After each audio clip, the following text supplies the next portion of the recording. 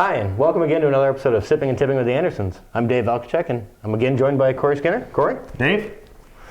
Well, Corey, it is the middle of January. Very cold out there. Negative 10 degrees outside, and yes. What do we start off with? Spring seasonals. They come out earlier and earlier every year. Well, we're going to start off today with Beer Camp Spring Seasonal from Sierra Nevada. Mm-hmm. It's a tropical IPA, which I think is going to be the new trend coming into this year is a lot of fruity IPAs. I've seen a lot of grapefruit IPAs out there too. Mm-hmm. Now, kind of along the same line, huh? Oh, absolutely.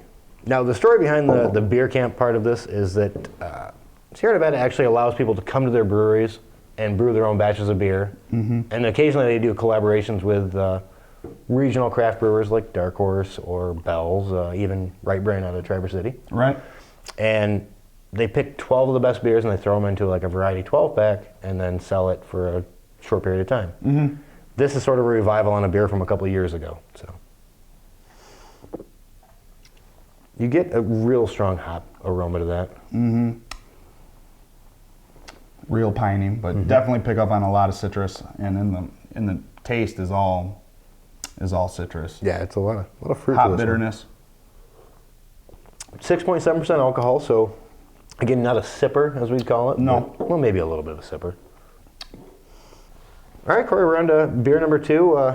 Something a little different, a little new. What do we got? A little new, yeah. We're getting into the sour beer territory. And this is a Goza style. Gozas are a German, traditionally German, but they use like 60% wheat. It's a wheat beer, so it gets that cloudy, kind of yellow strawish looking color. Very low IBUs. This one in particular is only 5, so okay, so barely any hop bitterness, if any. Soured with lactobacillus, and I believe this one also has prickly pear and grapefruit. Grapefruit. Yep.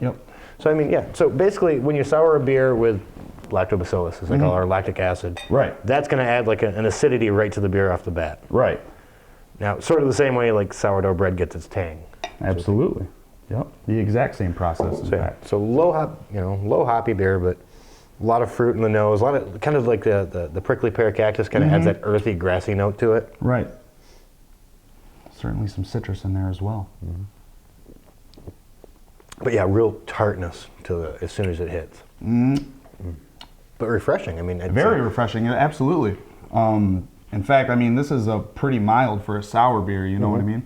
So this would appeal to a lot of people who is just looking for something different. So is Goza a style that's popular everywhere now? No, in fact, the Goza style was pretty much extinct, if you can believe that. So. Not a whole lot of people are doing it, and Sierra Nevada and some other breweries are starting to revival. So it's kind of cool, to bring something back from basically extinction. Absolutely.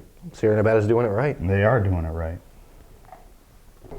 All right, Corey, we're on our last and final beer, but it's really apropos for the time. It's still freaking cold outside. Mm-hmm. We got a little pepper beer here. What do we got? This is the Right Brain Chipotle Porter. Okay. It's a porter brewed with chipotle. And I'm not one for spicy, really, but, I've sampled it before, and it's really not that bad as far as spice goes. A little bit more on the smoky side, probably? Yeah, a lot more on the smoky side, but definitely you still get a lot of that spice. So it's the difference between a porter and a stout? Really, the only main difference between a porter and a stout is that a porter will use malted barley, whereas a stout would use roasted, unmalted barley. That's really the only difference between them. So you get a very similar color and body from a stout and a porter. Absolutely, yeah. Now this one's brewed actually with smoked chipotles in the boil, so I get a little spice on the nose. Mm-hmm.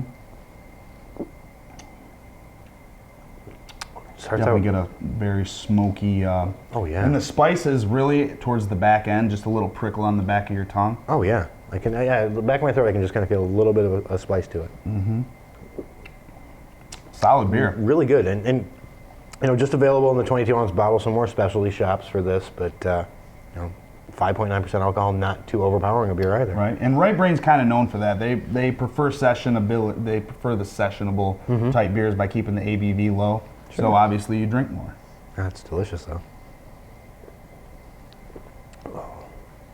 Well, Corey, I gotta tell you, that's early warming up for the cold weather out here, but yeah, Thanks again for joining me for another episode. Thank Sipping you. and Tipping with the Thanks Andersons. for having me. Cheers.